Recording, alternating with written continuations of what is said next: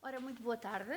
Primeiro que nada, quero agradecer desde já o convite que me foi formulado pelo Dr. Marco, que tive o prazer também de já ter nas minhas jornadas em Tomar, no Instituto Politécnico de Tomar, para vir estar presente aqui neste evento que considero muitíssimo importante, a celebração dos 100 anos sobre a Organização Internacional do Trabalho. Acho que deve ser um marco efetivamente sobre o qual nos devemos debruçar, e todas as intervenções anteriores de facto deixam-me um bocadinho perplexa, no sentido de saber que em 1919, de facto com outra realidade, que não era obviamente a nossa, houve uma preocupação de criar uma organização que se debruçasse de forma bastante rígida, no sentido de tentar melhorar as condições dos trabalhadores, em todo aquele contexto. Modificou-se o contexto, passaram 100 anos, as preocupações, se calhar, mantêm-se, não é? Agora com outras vertentes, com outros segmentos que se foram formulando em toda a vida profissional, mas continuamos com a mesma preocupação de defesa premente dos direitos dos trabalhadores. Eu aqui vou-me cingir muito à área laboral. Sou professora de Direito de Trabalho, é uma área que me apaixona, incidindo também muito sobre as crianças, obviamente não desvirtuando, incidindo muito sobre a questão da substituição dos trabalhadores pelos robôs, uma nova realidade que aí surge, que pode ser muito boa e pode ser muito má, mas que cria aqui, como podemos ver, um paradoxo, que é a necessidade que ainda vamos tendo de regulamentar as formas de organização do trabalho, em que foi-se sempre lutando ao longo de todo este tempo, todo este espaço temporal, pelo quê? Por haver uma melhor organização, uma melhor compatibilização da jornada laboral com a conciliação com uma vida pessoal, a conciliação, não é, todas as tarefas, o possibilitar cada vez mais, através dos diplomas que foram elaborados, a inserção da mulher no mercado de trabalho, a possibilidade de ela não ficar defraudada nas suas expectativas pela necessidade de conciliação de uma vida pessoal, e que nós sabemos que tem consequências, muitas vezes não as melhores, não é? Porque faz com que muitas optem até pela inexistência de uma vida familiar, não é? Porque têm que fazer opções.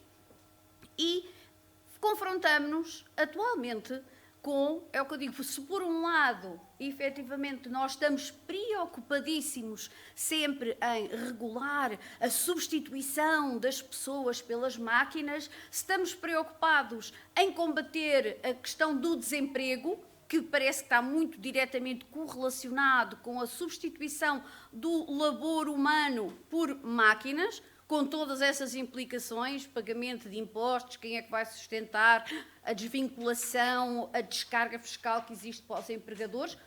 Por outro lado, temos abraços no mundo ocidental. Nós, com as alterações das tecnologias de informação e comunicação, que sabemos que neste momento são muito poucas as atividades profissionais que não estão diretamente dependentes da existência das mesmas, leva-nos a um novo problema, que é o problema de ter ou não que regular o tal direito à desconexão, o direito ao desligamento. Parece que havia, por um lado, todo um paradigma que ditava a existência de uma jornada diária máxima, 8 horas, que permitiria e que ficaria para todos os efeitos, e isso vemos até, se eu não fizer asneira, ok. Pronto, na definição do que é um direito ao desligamento, o direito ao desligamento não existe uma noção exata do que existe, mas sabemos que à partida seria o quê? A possibilidade de o trabalhador, findo o seu horário de trabalho, pôr-se offline, não ter que fazer qualquer ligação, não estar sob o efeito da subordinação que é devida à entidade empregadora. E isto, pronto, era na prática desligar do ambiente de trabalho. Acho que todos os presentes sabem o quanto isso se torna impraticável nas nossas vidas. Do ponto de vista jurídico, como nós vamos ver, em termos de regulamentação da figura, muitos dizem Será mesmo necessário regulamentar? Então, mas não existe uma Constituição, não temos uma lei fundamental que vem aqui dizer que todos têm direito à organização do trabalho em condições socialmente dignificantes, facultar a realização pessoal, permitir a conciliação da atividade? À partida, só este primado constitucional deveria ser condição sine qua non para ficar resolvido o problema da desconexão. Mas existem até outros imperativos normativos no nosso Código que nos falam do artigo 203, quais são os limites que são estabelecidos, e se existem limites, também parece que não havia sentido. O artigo 199, o período de descanso, que está ali designado desde logo. O 214, que fala das 11 horas seguidas, e então as tais 11 horas que seriam considerado o mínimo entre duas jornadas laborais, em que a pessoa conseguisse fazer o chip desligar, não é? E não ter qualquer preocupação. Por outro lado, o artigo 213, a tal situação de nós haverem 2 períodos de jornada laboral que tem que ser quebrado a meio. Nós, na prática, agora vemos isso? Não. O que nós vemos é o contrário. Ou então o que nós vemos é, sim senhora, uma jornada que a meio é interrompida ao fim de 4 ou 5 horas, nós fazemos o considerado intervalo de descanso, e está tudo conectado com telemóveis e a responder a e-mails e a responder a colegas e a resolver problemas. Pronto, porque esta é a nossa realidade atual. Então, além destes, temos de facto o artigo 232, que diz que temos direito a pelo menos um dia de descanso por semana, mas há ou não uma violação desse direito ao descanso? Para todos os efeitos, de uma forma normativa, existe. Pronto. É considerado uma contraordenação grave e devia ser imediatamente qualificado como trabalho suplementar. Mas, na prática, nós sabemos que as coisas não são assim. Então, estava efetivamente o direito ao descanso do trabalhador garantido? Está, em termos teóricos. Está. Existe a designação contratual, desde logo qual é o dia de descanso obrigatório, qual é o dia de descanso complementar, quais são os intervalos de descanso. Então, à partida, deveria poder, o trabalhador chegar àquele momento, acabou o seu trabalho, desligar. Fez mesmo o sinal certo. Desligar. Desligar e pôr-se offline. Dizer assim, tirando em situações muito excepcionais, que como vamos ver, há sempre a possibilidade do empregador poder assacar algum tipo de trabalho, mas que vai ter que pagar como trabalho suplementar, dizer, pelo tipo de tarefas até que são executadas, não deveria haver uma desconexão total, mas então existiria aquilo que, na prática, há 2 décadas atrás, se ouvia falar muito de trabalhadores que estavam sempre de serviço, eram de serviço que estavam sempre com os bipzinhos para atender. Nós, neste momento, se andássemos todos com bip, imaginem o barulheira de fundo que não era, porque estavam sempre a tentar entrar em contacto connosco. Qual é então o mecanismo que está previsto na própria legislação que permite ao empregador permanter o trabalhador? Ele efetivamente tem meios e mecanismos adequados a mantê-lo como disponível. Para tal, o que é que ele vai ter? Que qualificar todo o trabalho que lhe exige fora do seu horário de trabalho como trabalho suplementar. E ele ser chamado a trabalhar, estar contactável, mas todo esse período de contabilidade ser efetivamente remunerado. Então, se existe essa possibilidade legal, a questão que se coloca aqui é se faz ou não sentido uma intervenção legislativa sobre esta matéria. Porque a questão legal parece resolvida, está devidamente salvaguardada. Há consagração normativa do direito ao descanso, da possibilidade de desligar. Tudo bem, mas nós sabemos que o problema muitas vezes não é da existência normativa e do quadro normativo, é da questão cultural, é da questão subjacente, é da questão da performance que está em causa, é da questão da produtividade. Nós estamos enquadrados numa sociedade que é movida pelo quê? Pela competitividade, pelo lucro, por ser o melhor, não é? Todos somos formatados quase desde pequenos para dar o seu melhor. E para dar o seu melhor, obviamente que existe por parte de uns a pressão de cliente, há uma pressão interna sempre que é feita, e quando eu falo aqui, falo na qualidade docente, que os colegas também têm, quanto mais não seja a nossa avaliação docente, não é? Andarem sempre em cima de nós e tens que ir a congresso e tens que não sei o quê, mas tens que dar aulas e tens... É uma panóplia de coisas que tem que ser feita, que leva às vezes à quase exaustão. Há uma obsessão que é criada e que cria os tais entropias internas por causa da performance. Há depois o problema de internacionalização de empresas. De facto, este é um problema um pouco inultrapassável.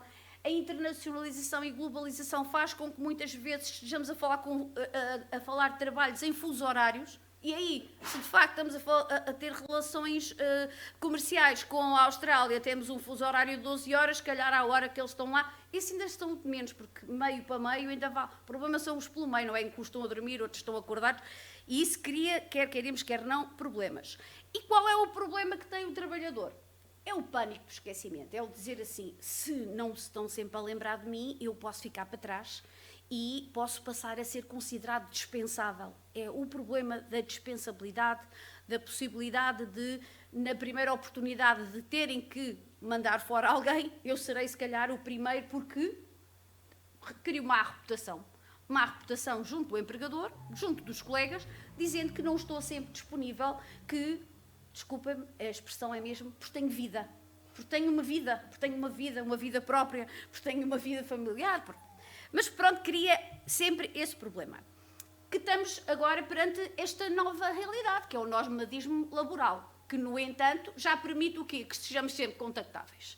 Podemos estar até no topo do edifício, se tiver sinal, estamos todos, está tudo tranquilo, né? E já não estamos a falar só de pessoas que estejam em regime de teletrabalho, e elas tudo bem, podem estar a trabalhar, desde que sejam nas mínimas condições de segurança e dignas, não ponham em causa as suas condições de trabalho, tudo bem, as coisas funcionam. Ora bem, o estudo que eu tenho estado a realizar tem-se centrado em 3 conselhos e muito relativamente a determinadas categorias profissionais, os professores, por um lado, enfermeiros, por outro, aqueles a que foi mais fácil ter acesso, por questões também profissionais, e o que se verifica é que toda esta desregulamentação que permite que, na prática, apesar de estar consagrado legalmente esse tal direito ao descanso, ele não seja observado, porque quase nos é exigível numa sociedade em que todos estamos a lidar diariamente com tecnologias de informação e comunicação. Isto muitas das vezes cria as tais situações, não só de colapso emocional, mas situações mesmo de doença física. E ela já pude presenciar, nomeadamente na instituição a que estou afeta, já vi muito, embora segmentada, esta impossibilidade, esta incapacidade que faz absorver efetivamente a pessoa pelo contexto laboral em que leva depois para casa, pensa sempre no mesmo, está absorta por todas as atividades que tem que ter que desenvolver. O que se verificou na prática é que há situações de exaustão. Há cada vez mais situações de exaustão. O burnout não é uma utopia, ele existe. Cada vez mais, já foi até qualificado como uma doença profissional, porque tem que ser, efetivamente, e, de facto, só pela via, parece-me que só pela via da normatização e não com aquelas propostas que foram feitas, e todas elas chumbadas em julho, por diferentes segmentos partidários, em que falavam, vamos todos tentar normatizar o direito à desconexão, enquanto não tiver, mandando para só a sede de regulamentação coletiva de trabalho não vai funcionar, enquanto existir só do ponto de vista normativo, mas não tiver, como todas as normas jurídicas, associada à coercibilidade e uma sanção, ela vai ser esvaziada de sentido, e eu acho que nós estamos a caminhar seriamente numa sociedade que se pretende, na prática, muito instruída, muito avançada. Estamos a regredir em termos de qualidade de vida dos trabalhadores, e a falta desta regulamentação vai ter efeitos altamente perniciosos. Era só isto que eu vos queria dizer. Queria dizer que, efetivamente, estou a fazer este estudo, tenho feito um inquérito e, de facto, os resultados são absolutamente aterradores. Se, por outro lado, aquilo que tinham falado das crianças era que, de facto, é péssimo pensar em determinados contextos. Os próprios pais que estiverem numa sociedade, estamos a falar, eu acho que de contextos geográficos e culturais diferentes, os que estiverem neste mundo ocidental que se pretende ser o grande paradigma, e então nós que estamos aqui no continente europeu, não é? Considerados sempre muito evoluídos, parece-me que estamos a regredir seriamente e a contribuir para uma sociedade cada vez mais doente.